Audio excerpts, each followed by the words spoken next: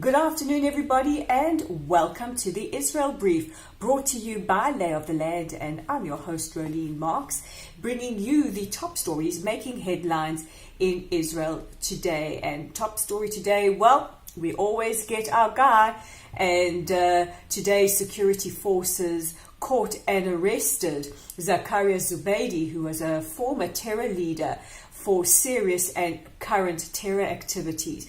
Now, we don't know that much about the arrest. We do know that this is a very, very serious capture, and he, along with his attorney, Tariq Bagut, were arrested in Ramallah.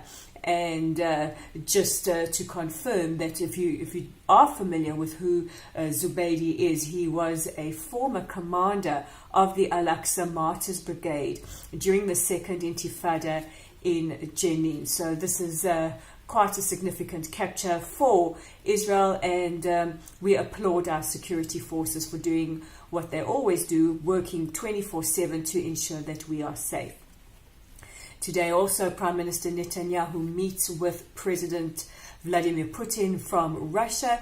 This is the 11th meeting since 2015, and although the Prime Minister's trip to Russia is going to be cut short because there could be announcements whether or not the Attorney General Mandelblit will announce whether or not he's indicting the Prime Minister still made this trip to Moscow to discuss Iran, and this is of course one of the major, if not the biggest security concern for Israel in the region. And of course we want to make sure that Iran do not set up bases in Syria to attack Israel.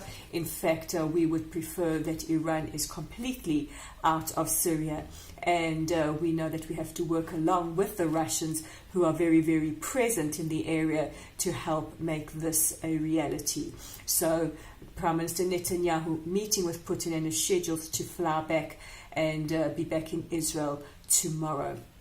And our last story is a lot more positive, and that is the African American Law Enforcement Agency, the National Organization of Black Law Enforcement. Well, they have told far-left BDS supporters that they will not be letting them influence any kind of exchange on programs that they run with Israeli law enforcement.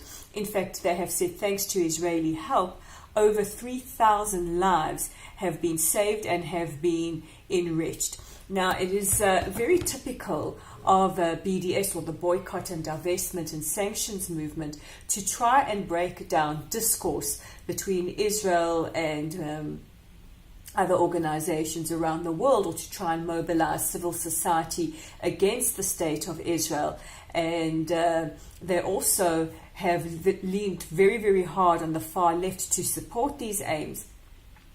Now, we are of the opinion that any opportunity to break down discourse, or any opportunities to be anti-normalizations, really hurts the peace process, and that people who want to have a significant role to play in brokering peace between Israelis and Palestinians shouldn't support boycotts, divestment and sanctions.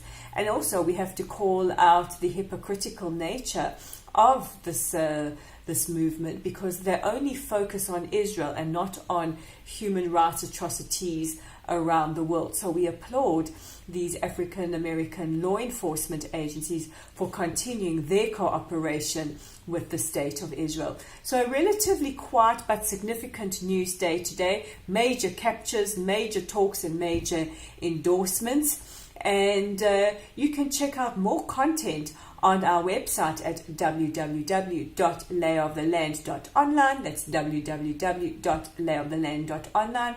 And while you're there, check out some of our articles in our archives. We have an incredible archive filled, or library filled, with different articles that could quite appeal to different interests. We have from conservation to politics, from innovation to the environment, Whatever you're looking for, it's all there. And don't forget, you can like and follow us on Facebook at Lotl Site. That's at LOTL site.com. And if you have any comments or any suggestions or even any questions, don't forget that you can comment below or pop us a mail or message on Facebook, and you can subscribe to receive your daily edition of the Israel Brief by clicking on the subscribe button below or on the little bell icon.